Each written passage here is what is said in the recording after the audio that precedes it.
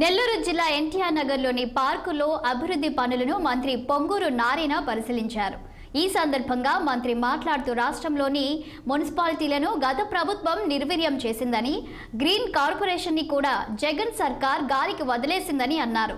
రాష్ట్రానికి అప్పు కూడా పుట్టని పరిస్థితి వైసీపీ ప్రభుత్వం కల్పించిందని, సీఎం చంద్రబాబు పాలనతో రాష్ట్రం ఇప్పుడిప్పుడే కోలుకుంటుందని అన్నారు. పాలనను గాలిలో పెట్టేందుకు ముఖ్యమంత్రి చంద్రబాబు శ్రమిస్తున్నారని తెలిపారు.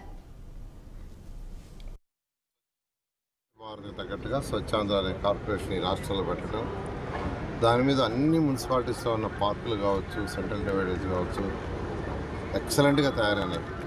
ప్రజలు బాగా హర్షించారు. ప్రభుత్వం వాటిలన్నింటినీ నిర్వహణ చేసి వదిలేసింది.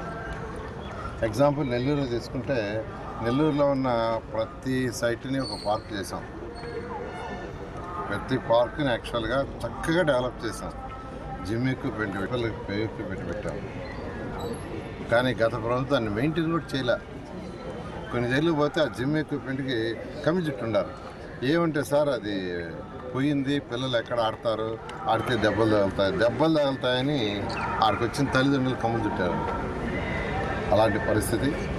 మళ్ళీ ఈ ప్రభుత్వం రాగానే ముఖ్యమంత్రి గారు ప్రతి నెల 3వ శనివారం స్వచ్ఛాంధ్ర కార్యక్రమాన్ని ఈరోజు వారే పర్సనల్గా ఏదో ఒక జిల్లాకు పోయి చేస్తున్నారు.